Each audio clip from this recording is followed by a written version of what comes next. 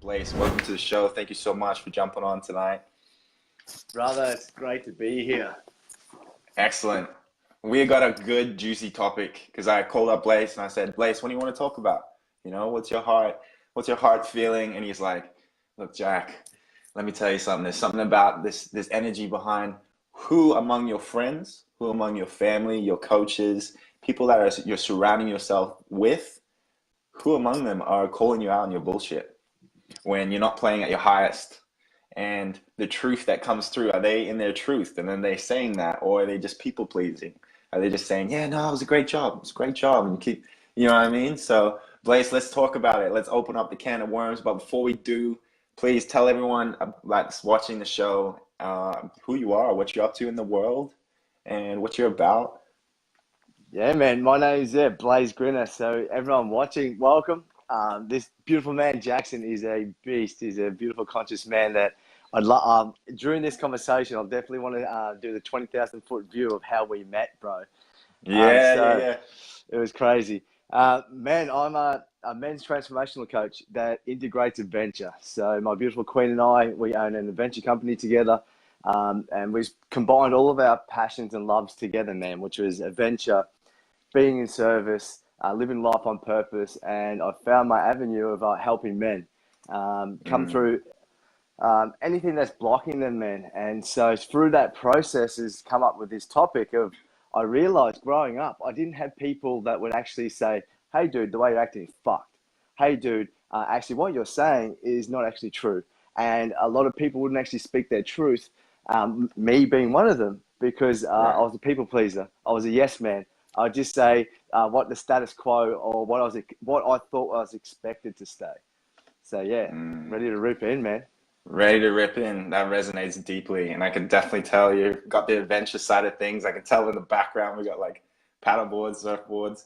It's crazy. Yeah, man. Mountain bikes. We got everything in here, bro. Love it. Yeah, so let's speak to that. Like, how do you begin to discover, how do you make the transition between this yes man mentality into something a little more edgier? Yeah, man. For me, I'll just talk about my personal experience, and from my personal experience, it's been the same with the men that I coach, is that starting to claim back exactly who you are. And so for me, it was like claiming who I was as a man and being comfortable in my skin. And so if something was happening that I didn't agree with, being able to have enough courage and bravery and strength within me to actually say, hey, that's not really aligned with who I am. And the way that happened, man, was the number one thing, man, is I actually tapped in and learned exactly what my values as a man are. Because all of us, every single person on this planet has values, even if we're not consciously aware of them. And so doing some work with some coaches, I found out where my values are, and my values allow me then to pass perspective or judgment on how I perceive life. And once I was actually consciously aware of those, it built that inner strength of like, does this align with my values? Is this in my integrity? Is this aligned with my harmony and my trust or my gratitude or my love? And if it wasn't, I was actually empowered to actually speak my truth. And haters are always going to hate, man. And that's being okay with that. Being okay that I'm comfortable in my skin, that no matter what anyone else says, that's their shit. And so that was a big lesson, man, of like being able to, that doesn't, even if it's my queen, bro, even if it's my partner and she says something, like that's her stuff, that's her opinion. And it's up to me whether I let that land, whether I pass it back to her or I agree with it or disagree. Oh, that's game changing. Like anyone, just comment down below if you can relate to wanting to step into that truth, claiming back that part of you where you can stand in it and be able to say no to things and be able to see if this truly resonates before moving forward. And so that's like, to me, that doesn't seem like something that happens overnight. No, man. No. It seems like, you know, it's been quite a journey and a process to even get to the stage, especially when you're talking about your queen as well, to be able to stand in your truth and make sure that, you know what, this is my truth. I'm not going to settle for nothing less than that. Yeah, man. In regards to my queen, man, there's been some conversations that we've had that, and it really pushed my comfort zone of like, fuck, like we have a child together, we're pregnant, and some stuff was coming up for me as a conscious man. And I was just like, I really need to get this off my chest because I'll paint a bit of a picture. In my past, I was an unfaithful man, and I held a lot of shame and guilt around that, and worked a lot of myself, a lot of self-development and healing around those processes of the guilt and shame that I actually hung on to. I started to notice women in my peripheral vision, and so that in itself, I felt that I had something on my heart. I had it incomplete. And the resistance that was coming up was like, okay, if I'm going to tell this to my queen, she's going to leave me. If she leaves me, I'm going to be lonely. I'm not going to have all of this comfort that I have. I'm going to have to move out. I'm going to find another this and that's that. And all these stories and chatter started to come up, man. But that chatter wasn't my truth. My truth was that I want an honest relationship with my queen. It's in my integrity to be my word. So I'm going to confront this resistance, and I'm going to speak my truth to my queen. And we sat down, man, and had that, like, we broke down in tears, and we made a commitment to ourselves that we would always be honest and open with each other. And it was the most vulnerable, transparent conversation I've ever had with another female. And it was so authentically truth. And yeah, man, and truth empowered truth. From there, there's no holds barred between us. We share everything, man, like every single thing. And it's super powerful, man. Absolutely. Absolutely. To get to that place with someone, especially someone that you're very intimate with and that you hold so much love for, and to be able to be fully in yourself at all times, even in that time where it was like, oh, there's so much going on here that I'm battling with, this resistance, but to drop back and go, actually, this is my heart's truth, and this needs to be said.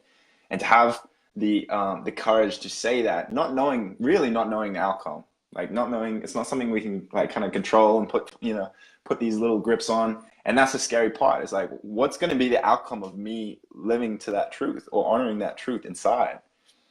Is that going to mean we never talk to each other again? For some people in their heads, that's the fear. It's like, oh, this is going to be it after this, or it's going to come down, this raining hammer. But the more, at least what I'm finding and how I'm relating to what you're talking about, the more, especially as us men too, as well, conscious men, the more that we hide away from that truth, a bigger disaster that's about to unfold. Because it's gonna come. You want to bring that truth out. You really do. And the quicker you can wear that on your sleeve, and you'll find the transparent, like the conversations that I had. These are amazing conversations, and communication is so key here. It's so key here. So it is, man. How did you begin to even drop in a conversation like that? Yeah, man. And so this is a beautiful thing. There's like in the universe, like in our reality, man, there's like duality. So there's always a polar. So if there's black, there's white. If there's up, there's down. So there's love and there's fear. And so the stories that we create, our mind creates, our ego creates, if they come from love or do they come from fear? Most of them, if they're ego-based, they're from fear. And so being able to tap in and ask myself, when something comes up, is this coming from love or is this coming from fear? And then listening to the intuition and just keep asking questions like, oh, where is this coming from? Like, why am I feeling this resistance? Why am I feeling nervous about this? Is it coming from a scarcity place or an abundance place? And so that language of like questioning myself, like, look, coming back inwards, man, I really feel that was the most powerful thing. And it was 7 years ago when I had my spiritual awakening that I actually started looking back inwards and like that self-inquiry and like asking myself, where's this coming from? Why am I feeling like this? If I move through this, what's my gift on the other side of this? How can I do what? How can I let go of this feeling that I'm like this heaviness? And as soon as you start talking about it, as soon as you start speaking your truth, it's out there and it doesn't have that weight anymore. When all of us, when we create these stories and they get bigger and bigger and bigger and that weight starts weighing down, man. It fucking gets heavy. Yeah, but it takes a lot of energy. A lot of energy, man. And as soon as we start letting that go, it's just so much lighter, man. So much lighter. I resonate with that. Comment below too if you feel like, cool, am I now going to start to implement this curiosity between decision moment to moment? Am I coming from a place of love or fear? And it can be that simple. It can really be that simple. I mean, at the root cause of it all, you can break it down to those two things. In this polarity, in this duality, is it love or is it fear? And am I acting from which one? right? And then don't get me wrong, at least to my awareness, you can act with love into fear, like into something that you are afraid of. You can act with loving presence to go into that and move into that. But it's like cool asking that curiosity, which place is this coming from? And how much of this fear is protecting me from something? You know, is it keeping me safe? Is it keeping me in this comfort zone? Ooh, this fear feels so good. I'm just gonna stay in this a little more. Yeah. And so, especially when you talk adventure, like I know you love adventure, and so how, you know, the momentum of shifting and getting better. Do you find that you get better now? Like, do you find it's easier to shift through these things, to move through these things, now that you're able to basically distinguish between love and fear? Man, it's a constant evolving dance, and Yes. it'll never ever ever be complete, because the further we go inwards, the more we're going to unravel. And Right. like our amygdala will always fire off. That fight or flight response is we've got that instinctual thing in there, and so there's always going to be trauma in our life. There's always going to be some stuff that comes up. And the game is, how quickly can we come back after we get triggered? How fast can we come back to that awareness and come back to that love, and come back to that center? So answering your question, man, I'm getting quicker. Though some days, man, some days are just fucking terrible. There's just like triggered under that line. I've got to really catch myself. And that's where this topic comes back to, man. It's like, now I'm surrounding myself with brothers, with men that hold me accountable. That's what I do with my Mindfit coaching, is like hold men accountable to their word, hold men accountable to showing up for themselves, hold men accountable to showing up for their families, for their loved ones, for their work. And like how many of us have like can you count on your hand how many of you actually have men in your life or people in your life that can hold you accountable and call you on your BS with tough love if you need tough love? Like, how many of us actually have that? Yeah, interesting. Just comment below if you feel like you've got that in your life. If you can name those five people. Instantly, I'm thinking to myself, hang on a minute, I could maybe name two, maybe three when it comes to that tough love and that accountability. And I like to call it fierce love. It's like love and leadership, really. At the end of the day, Mm-hmm. it's like, actually, this is love that's going to help you grow. This is love that Mm-hmm. isn't going to keep you smothered in this level of, yeah, keep you smothered in this level of it's okay, everything. You know what I mean? Like, no, it's you really try, and this is great. Actually, this is more of an accountability thing where how am I showing up? So you mentioned the word showing up a lot, Mm-hmm. and those tuning in too, like think of areas like can we talk a little more about what you know what's this thing of showing up for your family, showing up for yourself, like what are we showing up to? Yeah, and it's a life. Like, how are we showing up in life? And so when life's, which it does, man. Like, life is a roller coaster. It's like, I love the analogy of the ocean. So it's like a Yes. tide. It goes in, it goes out. There's waves. It can be calm. It can be stormy. Though, anyone in the planet can show up or can be joyful when everything's flowing beautifully. So when there's an ebb in life, when something happens, like something goes wrong, or something goes wrong, right? When we're in that dip of that ebb, how do we show up then? Do we Yeah. retreat? Do we start blaming others? Do we turn to victim mode? Do we start pointing and blaming, and then, or are we trying to be the hero? Are we trying to save people? Like, how do we show Yeah. up in adversity? And that's that showing up, because it's like, in Booyah. every single moment, like, how do we show up? And that showing up, it changes moment by moment by moment by moment. Oh, you got me fired up. Like, how do we show up in the ebb, in the adversity? In the adversity. If you're still tuning in right now and just jumping on the show, please drop in a little like, you know, wow face or something like that, just to know that we got communication. You guys can hear us clearly. And also drop in where you're from. I read all the comments even after the show and I make sure that the connection is there. And along the way, if you have questions that you feel like you would love to ask Blaze, just drop them in the comments below because we'll open up a space at the end for questions and answers and these sort of things. But getting into that adversity, like how are we showing up in adversity? Like that is so, to me, that's firing me up just thinking about that, going, hang on a minute, like you said, it's super easy to along the way be going in like, yeah, this is nice, things are flowing. It's great. That lady to this next thing to the car is perfectly aligned and it feels like alignment. And then what happens the next day when it drops out of alignment? What happens the next day when the biggest challenge ever is coming at you, or it went face down and the video didn't work, the audio screwed up? How are you showing up now? And so what do you find? Like, because you said this is an ever-changing, evolving thing. What's the assessment? What's the assessment do you do? What's the thing that you go, okay, in these moments? Because I know personally in these moments, I get so, because I know there's the greatest opportunity coming. Like, I know there's the greatest thing to learn right now. It's like, oh, what are you teaching me? Like, show me the goods here. Yeah. Yeah, man. There's like, what's the gift in this? Yes. What's the gold nugget in the chaos? When everything's going pear-shaped, it's just like, okay, there's something in here for me. And just to be with it. And the word attachment, man, like not being attached to it, like knowing that it'll show up when it needs to, when it'll perfectly show up. And so that attachment, man, what we're talking about of like how we show up, like when we're in flow, people get attached to the feeling of joy and winning. And then Yes. can you actually be joyful when it's an ebb? If you're having an argument with your queen, if you're having like resistance with your children, can you actually be joyful in that moment when it's chaotic? Can you love that human experience while we're here on this planet in the real time? In the real time. Yeah, not later reflecting on it going, actually, you know what, it would have been good to, it's in the real time. So let's talk real time practice here.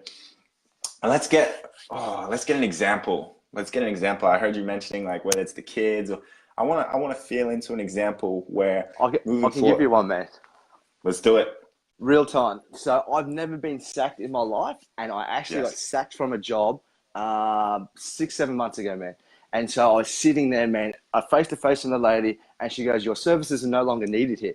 And I was working part-time for this place. And I was just like, instantly, boom, head went down, my whole body language changed, man. And I feel like I'm a confident man. And so my whole body, it went down.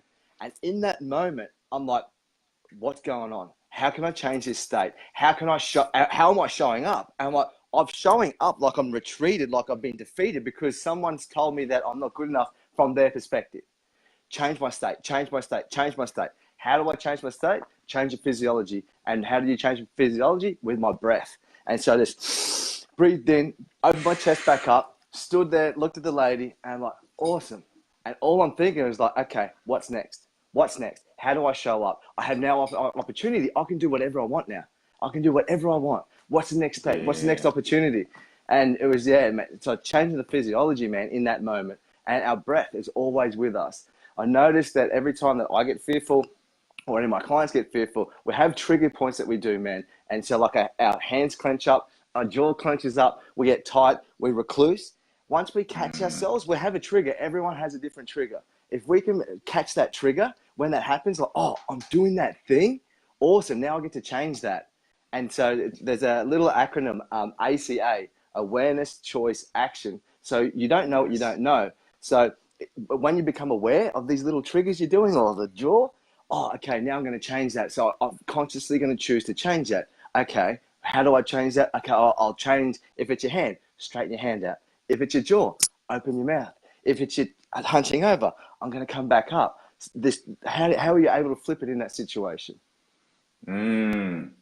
Excellent. This is great. Yeah, it's like being aware of those triggers along the way. And just if you have a trigger that you feel like you want to talk about in the comment below, drop it in and we can talk about it and bring awareness to it. Because when you got the awareness, that's when the shift can happen. I'll give you a real-time example too, because I'm feeling into the conversation. It would have been last week. I'm in Cairns. I'm like, okay, I got a freestyle dance workshop. How do I promote this thing? How do I get this out there? I'm going to go bust out live on the street and freestyle dance in Cairns. Sweet. I got my time, got my location. I'm going out there and I get to this point and I feel I'm inspired. I'm like, what the heck? I'm like, just do the thing. Like you just show up and do the thing like you normally do. And I feel uninspired, man. I'm actually kind of nervous. And I'm going, oh my goodness.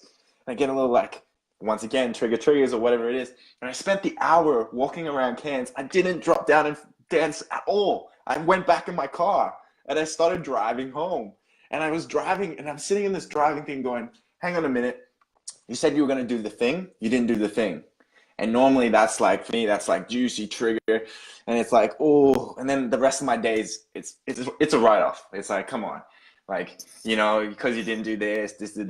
What actually happened is, as I was driving, I became okay. I became okay. It was like, am I gonna get through this? Am I okay right now? I was like, yeah, cool. And then when I became okay, I actually started laughing. I was like, man, that's funny how I didn't do anything there, but you know what? I'm okay with that, and I'm proud I didn't. This isn't gonna turmoil the rest of my day. I got laughing so much. I got so inspired. I pulled over the freaking car halfway through, and I busted out in the street, and it turned into an even better thing that I ever could have imagined. So that's what happens with just that little shift in awareness. And everyone that's tuning in right now, like, please share an example, share in a place, a time where you were like, oh, this is triggering me. And you had that awareness to just go, hang on a minute, because what Blase and I have been talking about is in the chaos. How are you showing up in the chaos? It's great to show up and be, you know, joyful and be present when things are going amazingly. But what's happening when that ebb's coming through? You know, what's at the low point? How are you showing up then? Because that's really when you can do some amazing things, and the impact can be felt. It can really be felt. Yeah, man. Michael Barry just said, interrupting the pattern any way you can. And it's amazing. Like you said then, I interrupted it with humor. So you caught yourself. So that awareness, you've caught that, man. And so I'm going to interrupt it with laughter. I'm going to interrupt it with like changing that physiology, like moving around. I remember, there's my relationship coach, Shems Hartwell. He taught me that if we're in an argument, like say my queen and I are in an argument, and I start to feel anger, and so I just start to actually talk to her about, hey, I'm actually my hands are clenching up. I'm really feeling this anger in my body, and I'm going to feel it all the way through. And then start, like, have a fucking tantrum, man. Have a tantrum like a child and let it all out. And because how ridiculous is it? If you, like how ridiculous you feel, man. And it takes the weight away from exactly, you forget what you've been fighting about. Like, you forget where that came from because you actually felt that emotion all the way through. This is true. I fully encourage everyone to, and I know Philippa is tuning into live, and she's a breath coach as well. And one of the things she facilitates in a workshop is adult tantrums. Like, adult tantrums. It's like, how, you know, as a kid, it's like, cool, we get these tantrums, but then all of a sudden, adult, you know, we're an adult, we don't tantrum anymore. It's like, are you kidding me? When's the last time you got to lay out in your room, to smash your hands out and let an emotion vibrate through every cell of your being, like really, truly feel that? You look at a baby in a store, right? It's going to cry if it's upset, you know? It's going to feel joy if it's really joyful. It's like, how many times do we fully let ourselves feel the emotion through? Mm-hmm. Or where are we capping it? Where are we capping it? And where are we like popping it back down and going, you know what, I'll deal with this later. Well, that builds up. And it latches on. And then when are you going to deal with it later? When it comes next time? And it feels, oh, that was probably an inappropriate time. Oh, I'll just push that back down. So anyone that's tuning in as well, like, just commenting too, like, you know, what sort of emotion are you pushing back down? I know for a long time, anger was one for me that I pushed down a lot. It's like, I didn't have a healthy way of expressing anger. And I was like, I'm not an angry dude. Like, come on, you can't be angry in that moment. You're supposed to be all zen and being able to be calm through it all, you know? But anger is a really great emotion to use. It has a lot of potential, and to let it come through, like really let it come through. And tying back into our topic tonight, man, of like, do we have people in our life that hold us accountable or call us out? Like, I know growing up, man, that I would be like, I'd feel emotion coming up, and I'd be in the space of some mates I used to hang around in, and they would be looking at me, but it was in such a way that I felt I wasn't safe enough to actually feel this through. Boom, I'd suppress it. I'd be angry about something. I was like, oh, I don't want to upset the apple cart. And so I'd suppress it. Yeah. Now, though, real time, the people that I hang around, man, if they can see something coming up with me, they're like, brother, let it out. Keep going, man. Like, I'm here for you. Whatever you need. Yeah. Hey, brother, are you angry in this moment? Fuck, go there, man. And so, like, surrounding ourselves with people that can actually tap into our, like, when they see our emotion arise, and letting us feel that all the way through. Because we've been taught from children, and the status quo is taught, like, we've been taught that anger as a man is irrelevant, especially with men that came from domestic violence families. Like, that's where I came from, man. So, like, rage and anger, my mum taught me that was a bad thing. And so, like, I would suppress it, man. I would just keep that down. And then it would turn, it would bottle and bottle and bottle until it would explode. And so what Yes. you're saying now, man, about like, hey, when's the last time if you've ever laid on the bed and just into a pillow and screamed and just had that anger and frustration and that emotion, that energy released in a safe, effective manner? Yeah, and that's key too, in that safe, effective manner. It's like doing a you could say a SWOT analysis, sounds a bit extreme, but doing a SWOT analysis of who you're surrounding yourself with. You know, where do I actually feel safe in letting like me be seen, heard, and felt in my environment of the people I'm around? Because if that isn't the case, then, and part of it too is being witnessed in it. Part of it is being witnessed in it. It's a very Mm-hmm. powerful moment when you feel safe and you're witnessed in whatever's coming through for you, whether that's rage, anger, whether it's just sadness, like really sadness on a very core level. Where I'm talking, most people that see sadness want to interrupt it, like, "Oh, you okay? Do you want, grab some?" It's already, you're interrupting the space for sadness to just let it be. There's nothing wrong with the person because they're sad. They're just letting something come out that needs to come through them as well. Mm. So it's just a really good awareness to have around your friend circle or even your family and things like that. And how much of it are you suppressing just to stick with that tribe? Oh, this is probably not a thing that I should do because I'd get judged for that. So you're saying, in other words, you're getting judged for letting out what you truly feel. Mm-hmm. Bit of a conflict there. It is, man. It's what's his name? Wesley Snipes. He says your circle should celebrate your win and clap loudly when you do. And if the circle doesn't, find another circle. I remember hearing Yes. that a couple of years ago, man, and it was like rang true. It was like, is my circle really celebrating me? Do they allow me to feel my sadness and cry all the way through? Are they able to hold space? And I was like, I'm going to start calling in people that do that, man. So I started like going to men's circles and I had to try a few different places, man, until I started to vibe with some people that actually could, like we're talking about, hold space and let me feel like I was seen, feel that I was heard, and allow me just to be vulnerable and truthful and transparent. Yeah, absolutely. Vulnerable, truthful, and transparent. Yeah. Those words for men are like, wait, what? You're saying what now with who? There's times, there's situations, with a few beers, I can feel that, but is that actually a reality that's on the daily with some brothers? So very Talking interesting part. with alcohol, man. Growing up, alcohol like numbed the receptors of my how I was going to be judged, and so when I drink, a lot of emotion used to come up, man, and I'd like have a cry and talk about all of this stuff, which a lot of men do, man. So that they'll need beer or alcohol to suppress the receptors to then feel comfortable enough and let that guard down to actually tap into their truth. Mm, Um, there's some really beautiful processes around that, man, of like, being able to tap into that scenario or that experience without alcohol, which is super powerful.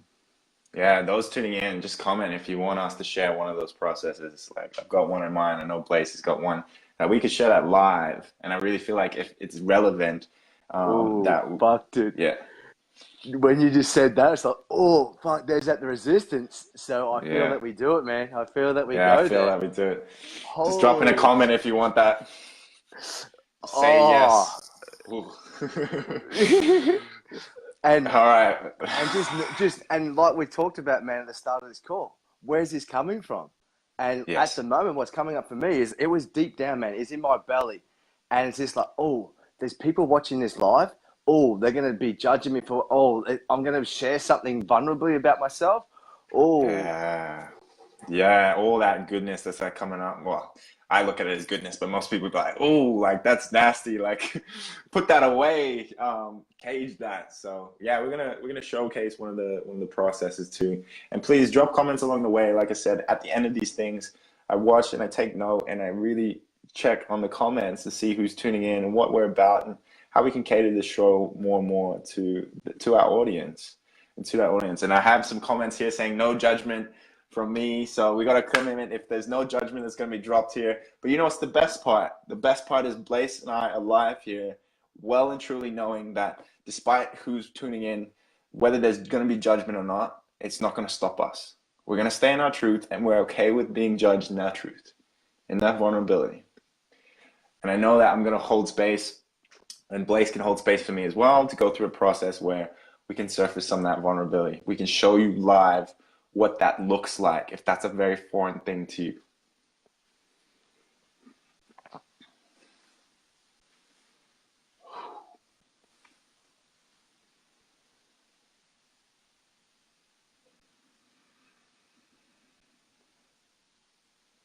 The way that I like to start this, man, of when I used to drink, we used to play a drinking game called I've Never Ever. And so during that experience, you'd go, I've never ever, and you would say something. And then because we were drinking alcohol, it was really easy for us to go, I'd never ever slept with two chicks at once. I've never ever done this or that. And so the way that I introduce this with men is like, okay, remove the alcohol. And I've never ever told anyone in the world this. Whew. So I've never ever told anyone in the world this, that when I was around 24 years old, yes, I had genital warts, and that lasted for a time, and it came about from cheating on my partner at that time. That experience of hiding exactly who I was left me with a lot of shame and guilt around how I'd show up in the bedroom. And it's only been in the past year that I've actually spoken openly about this. It was actually this year.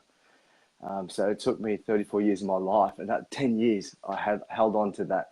And as you can see now, there's still some energy still here, even though I've actually spoken this once before.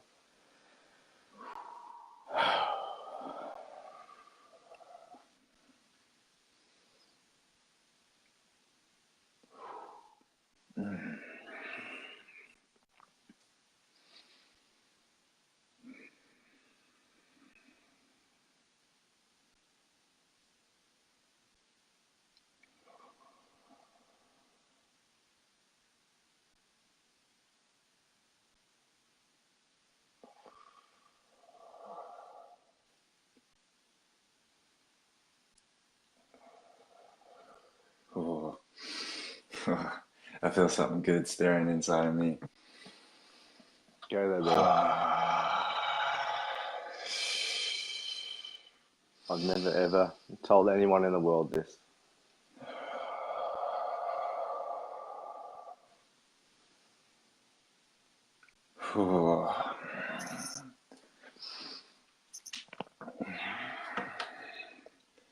I've never ever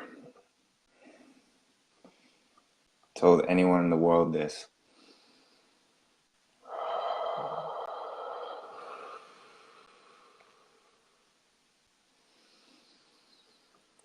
And it feels around something I gotta share.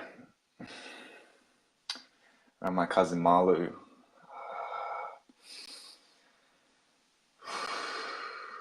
who passed away 3.5 months ago now.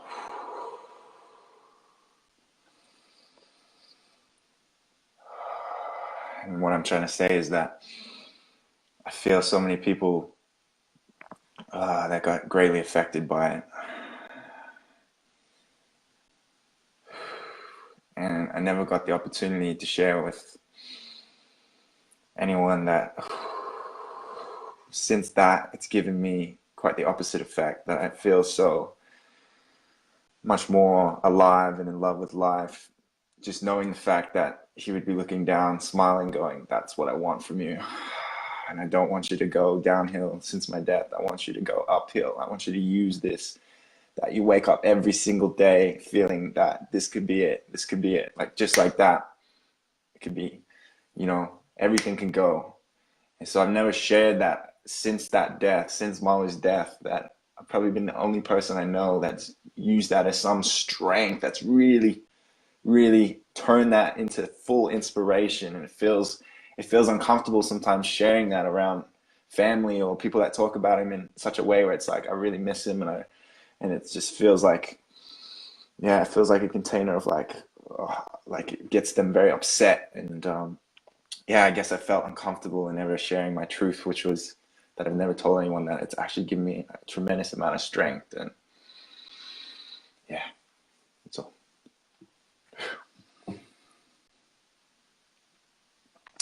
So yeah, that was a process that you can use, and you can go to like places, you can go places, you know, sexually, especially for men around their, you know, around their dicks or something like that. It's like, oh, you know, I've never ever shared that when I was younger, you know, I'm not circumcised, and so learning how to clean behind certain areas, I never got taught that, and that fucked me up sexually. That made me think, oh, sexually, you know, I didn't understand how to clean it when I was younger. I never got taught that, and now I feel super insecure about that in bed. And you know, these are things that you can use this process for, that you don't need alcohol to like numb down the senses to then begin to discuss these sort of things. Because once it's out, once you're in your truth, once it's shared, you'll find that there's either A, people that can really resonate with that truth as well, that they feel inside, or B, that by me expressing it, I don't feel like that weight that Blase and I were talking about at the start, that weight of something on me, on my shoulders going, this is just like I'm walking around and I feel like an outcast here. It's like, actually, this is me. And the weight's off and it feels light. And you can find greater connection to yourself and connection to others by just simply expressing that. Yeah, man.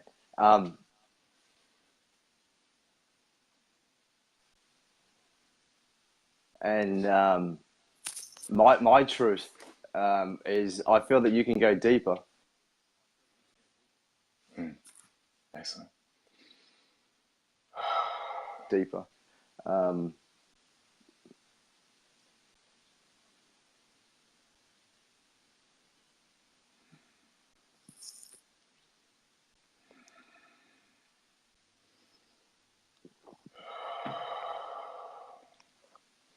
want to look for the one that's going to make me like, if you guys don't mind on the live, I'm going to really just like spend a good 30 seconds here to find that thing that's going to make me feel so like, ooh, sharing that is like, because I've shared a lot of things publicly, so let's find deeper. You can share the same thing again to release the same energy, to release that weight as well.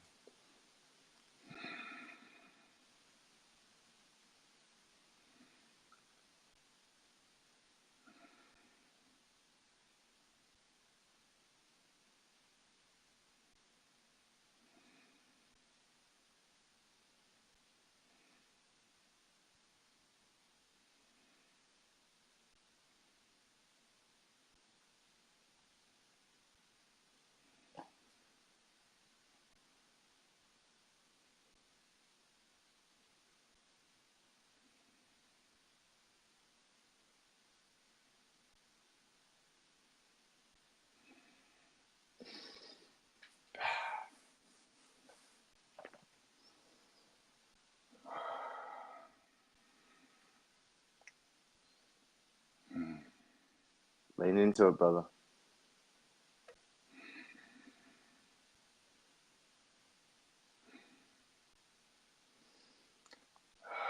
Yeah, I got something.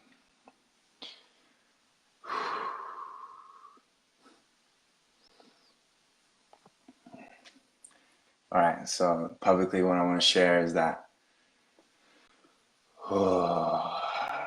there was a video I had done on Facebook. It would have been 3, 4, 5 weeks ago. It was me talking about money with my shirt off, and I was talking about the concept of wealth clearing and having emotional congruency and blocks with wealth. And I remember dropping this video, and my family, the backlash I felt from some family going, "You're a fucking hypocrite. Like, who are you to talk about wealth? Who are you to talk about money? I mean, you're living at your grandma's place. You're barely paying anything in terms of bills." And I just remember this backlash. It's like, are you okay with like putting on, like, it looks like you're just putting on this thing where you have a lot of money and you're wealthy and this and that. And I was like getting all this backlash that I'm a hypocrite. And I was like, I sat with it. I'm like, wow, this is interesting coming from my family. And I really tuned in. It was like, I've never shared this publicly. I'm like, am I okay with being a hypocrite? Like, am I okay with being a hypocrite? Like saying these things about it, but not truly being that. And that's where I had to measure up. I'm going, am I okay with that? And I felt okay with that. And I felt at this stage in my life, I was okay with that. I was okay with taking the risk of speaking out about things that were beyond me in a way, in terms of not physically